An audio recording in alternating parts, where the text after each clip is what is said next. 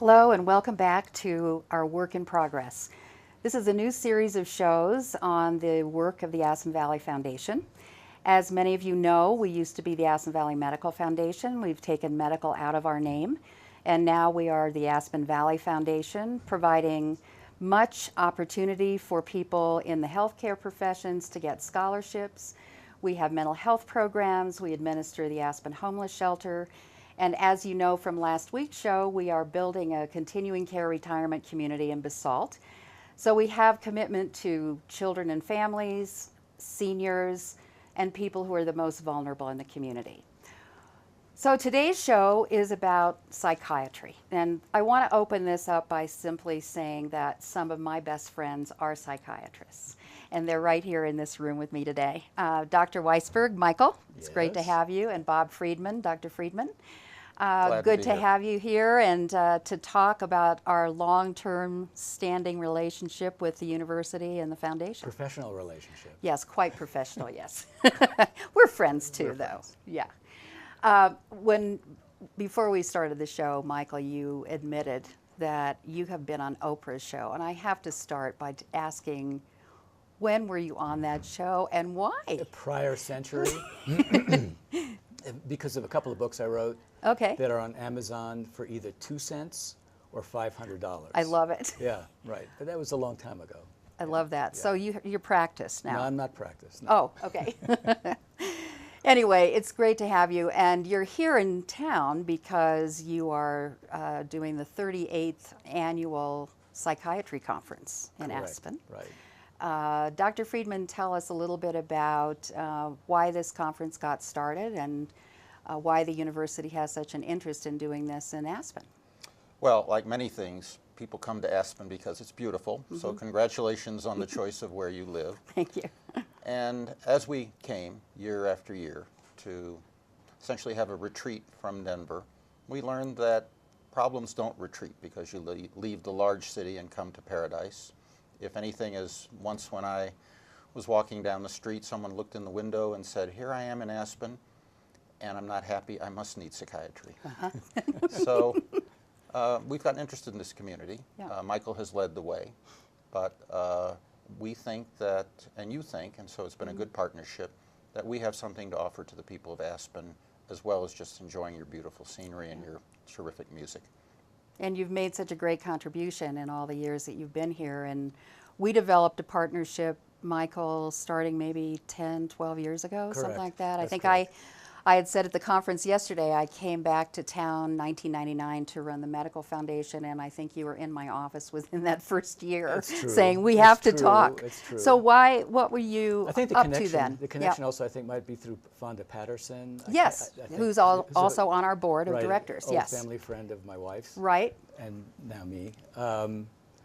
And basically what we set up was this consultation business where Dr. House came up once a month, would do consults in the hospital, would see patients, and then would stay in touch by telephone. And I don't know how long that lasted, but it lasted a good number long of years, time. yeah. And it was very successful. He enjoyed coming up, and I think things went well up here. And then in 2004, we sort of got involved on the part of the foundation into the whole area of mental health issues. We'd been hearing so much about high suicide rates and had a big conference at the Jerome Hotel entitled The Divided Self, Crisis in Paradise. The title came from Dr. Brentz, who was in town at the time. And it's a book that I still can't read because I don't understand. It's a hard book to understand. Yeah. But it really captured, I think, the sense, just like Bob was saying, here we are in this beautiful environment, and yet people are suffering. And people, I think, sometimes feel even more depressed because they are depressed in Aspen. You know, why am I depressed when everything is so beautiful and that sort of thing? So you came to that conference, I remember Correct. that day, and you helped us plan it as well as sort of summarize the results. It's true.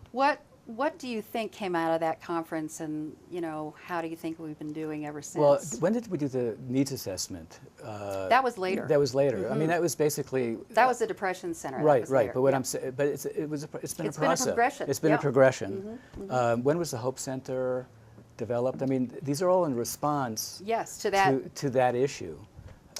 We started the Hope Center June 1st of 2010. Right. And we had gotten the recommendations from the Depression Center that December. So Right. in 6 months, because we had done so much work in advance, we set up the Hope Center in 6 months. Right. And you know, it's not just Aspen, by the way. People move to Colorado. It's a way of changing their lifestyle, and they think lifestyle is an issue. Colorado has a high suicide rate all over, not just in this area.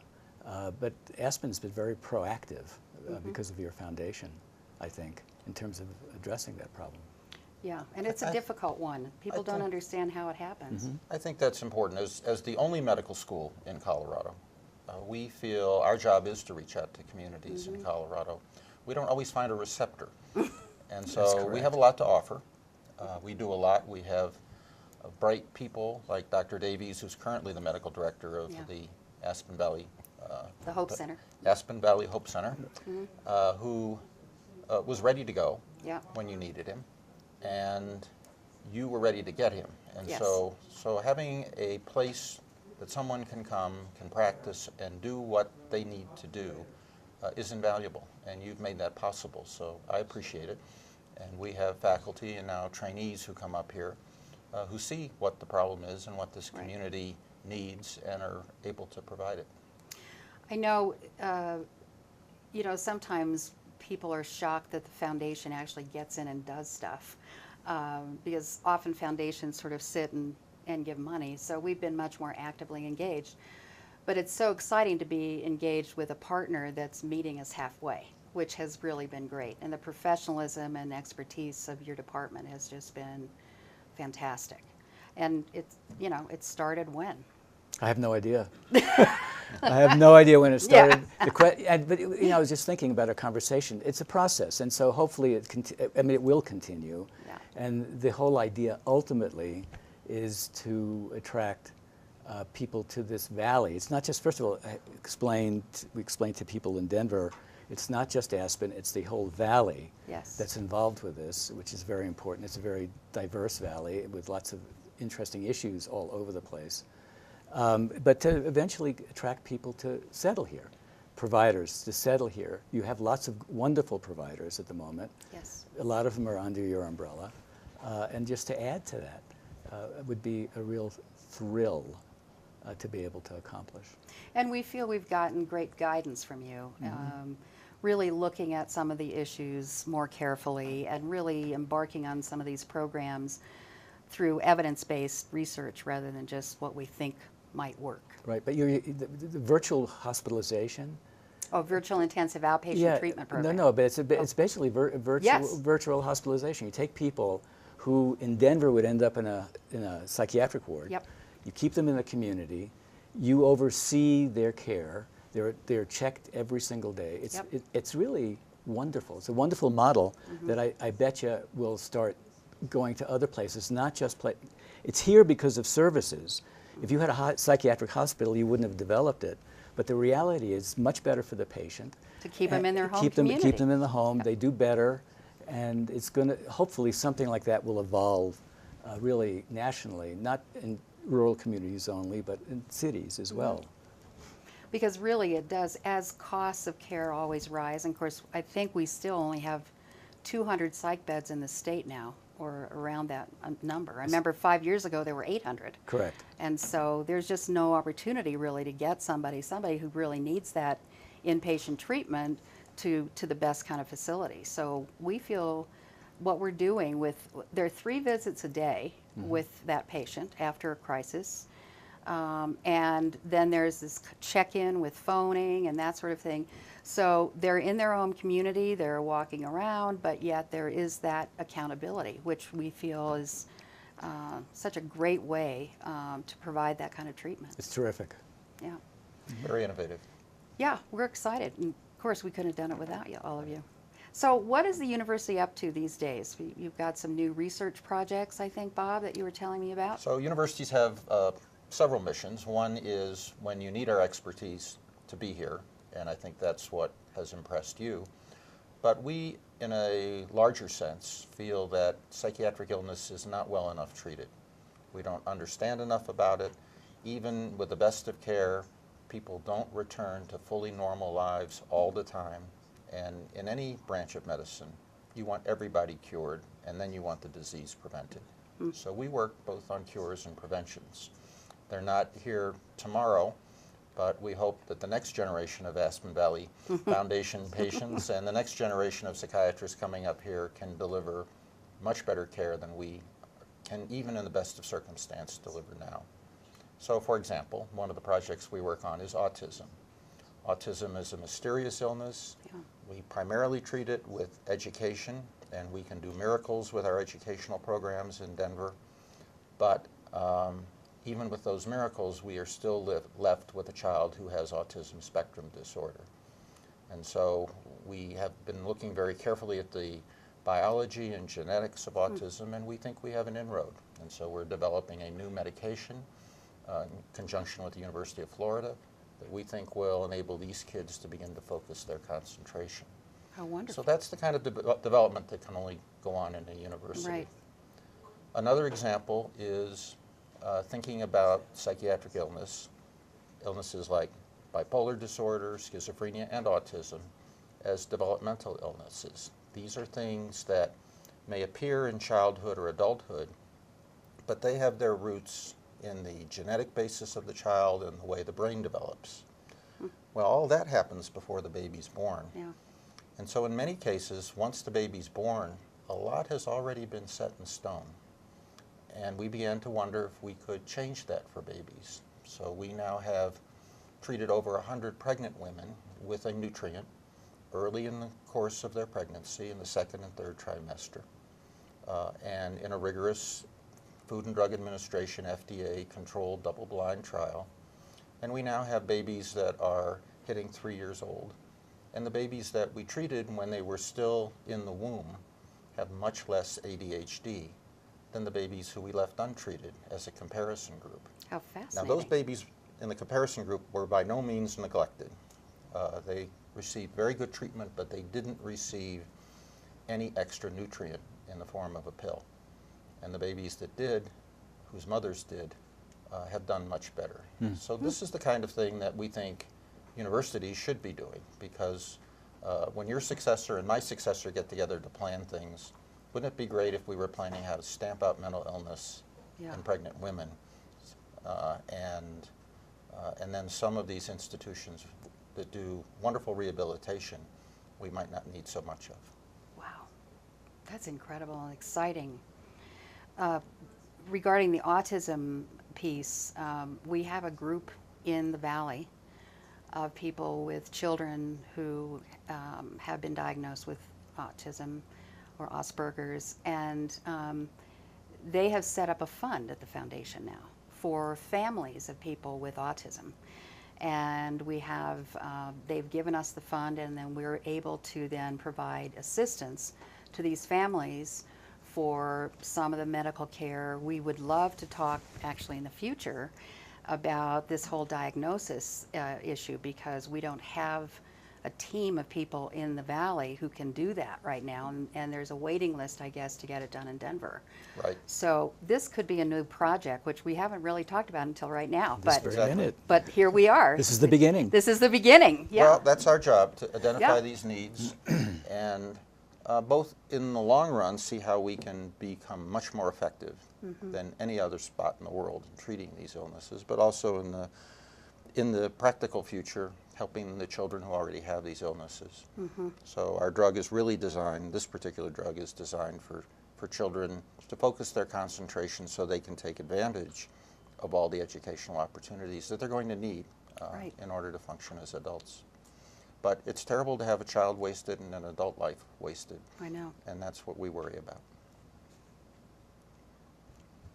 Where's the contract? Oh, I didn't bring much paper. But no, but I think that there are things obviously in the future. And I love the concept of trying to get into this whole prevention area before situations evolve. You know, and again, it's as we look at the people who are suffering so much from mental illness, to be able to prevent that, you know, rather than just be in this treatment mode, is very exciting. And Exactly. yeah, because we do it Improving- with other diseases. I mean, everybody's, but of course there's cancer, which seems hard to prevent, but we just have to keep working at this. The choline treatment costs $1 a day. Yeah, I want you to talk about that because And- really it's something that people might just be able to do. Right. Yeah. It costs $1 a day, and It's choline.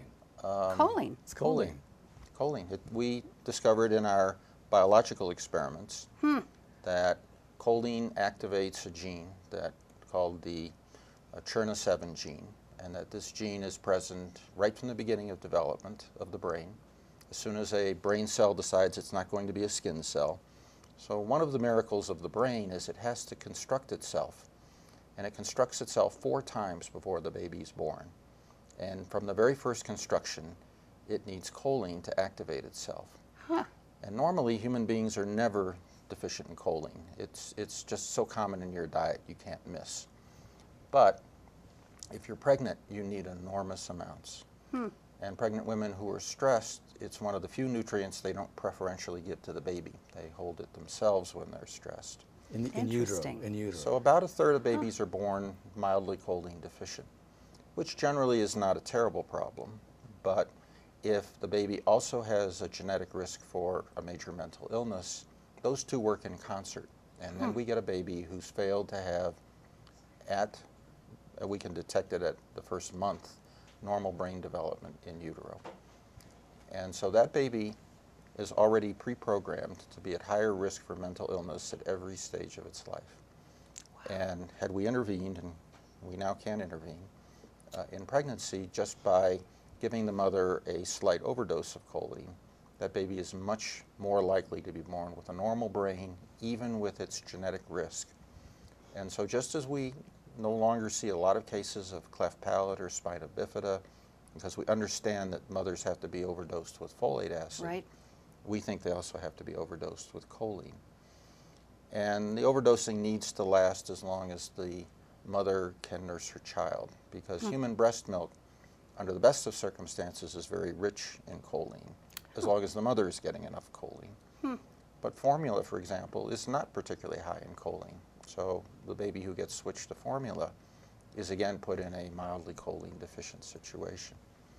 Now you can't eat enough choline, but we found I don't know where choline comes from. it comes from eggs and meat. Oh, okay. And we often tell people to eat a serving of calf's liver a day, and you'll have plenty of choline.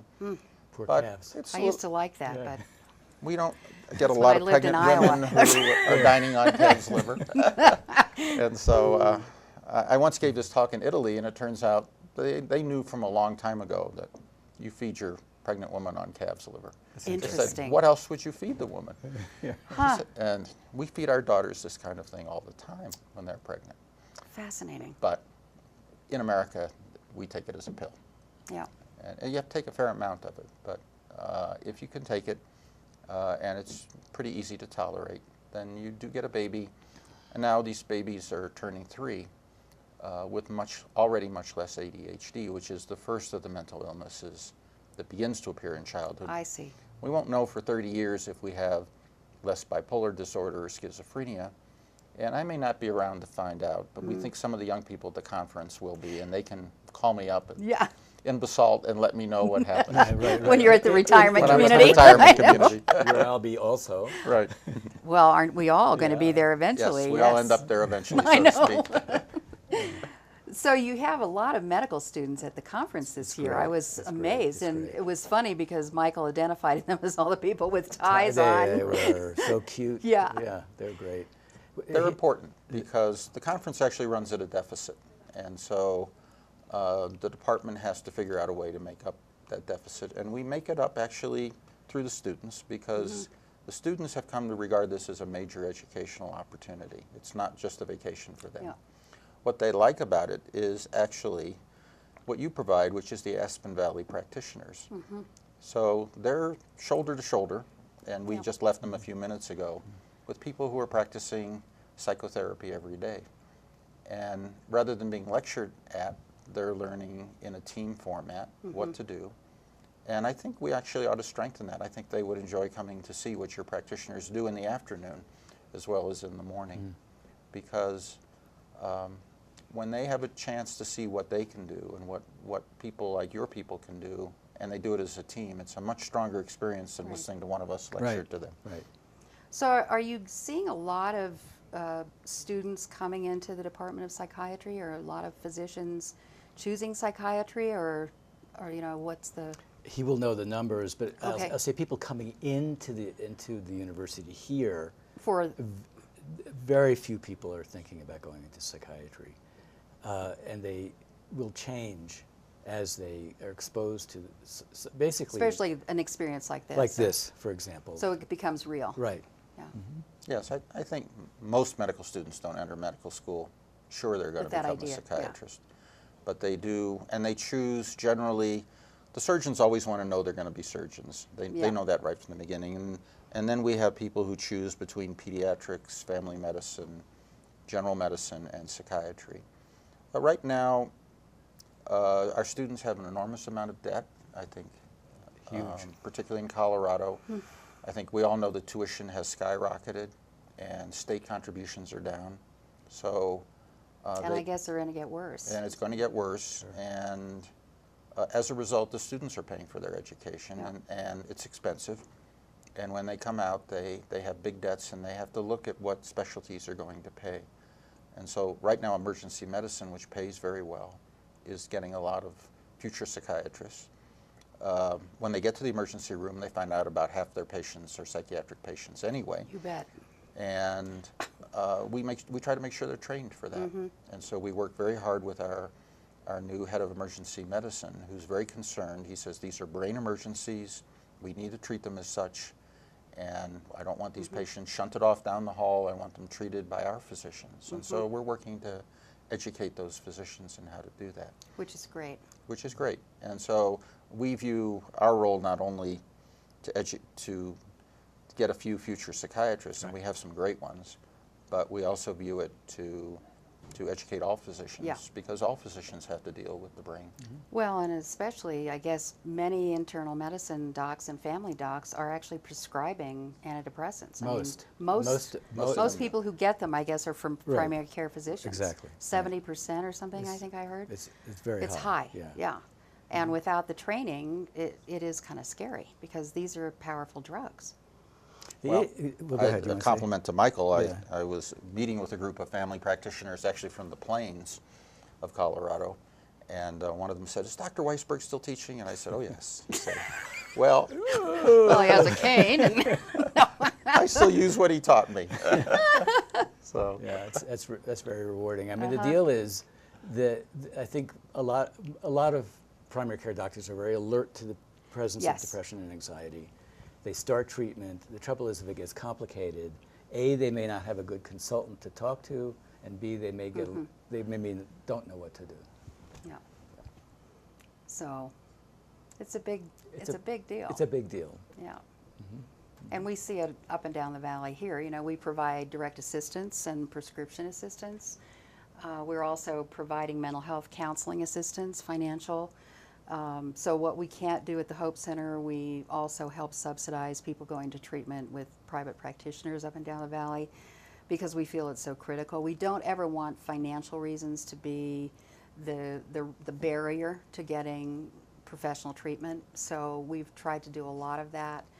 And it's clear that, you know, we have significant problems here with substance abuse, suicide, ideation. We had 3 suicides last weekend. Oh my God. In the valley. Huh. And we work hard. You know, we've trained 2,000 people and lay people in suicide prevention techniques with QPR. And so there's greater awareness, and people are more willing to ask the question, are you considering taking your life?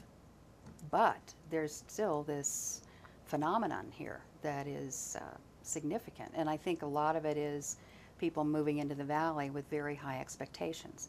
It's beautiful. They've left Detroit with their problems, and Don't say somehow anything wherever bad you about go. Detroit. Go ahead. I feel sorry for Detroit, actually. But Well- I think that's, you know, wherever you go, there you are, and that's what. and you're also isolated. And Because people, your family doesn't come with you to ask. you bet. That's right. And it's yeah. Western, and we're often independent, and we're not going to ask for help because pick yourself up by your Well, bootstraps. yeah. There's still a lot of that. Well, in that, the, that affects the mental health system, or it affects the funding for the university, exactly. which is essentially non-existent. Actually, Yeah. it's the altitude too. Oh, you think? My other hat is I publish the largest journal of psychiatry, and we've now had reports from all over the world, beginning in Utah, but also in Korea and Italy, that people who live in mountain communities, regardless of whether those communities have guns, regardless of how impoverished those communities are, the altitude alone is a predisposition to increasing the risk of suicide. Wow, just And lack of oxygen? Is that, We think think that's it's lack part of of it? oxygen, yes, and maybe I better get some oxygen at night? No, but it is, and you're you know, certainly high enough, particularly in yeah. Aspen itself, less so in the in the valley. right. But Aspen itself is high enough that it would increase the risk of suicide, in particular for people who live up on the mountains. Yeah. Well, my phone told me last night it's 7,300 feet where I live, so that's pretty high. Yeah. Yeah. Well, we're just about out of time, and I want to thank you, Michael, It was Dr. Weisberg, Thank you very much. and Bob, Dr. Friedman, for being with us today. And it's always great to talk about our partnership, and Absolutely. It's very we hope important to for us. many more years ahead. So it's important to us, too. Thank you both, and thank you for joining us today. We hope to see you back next week. Bye-bye.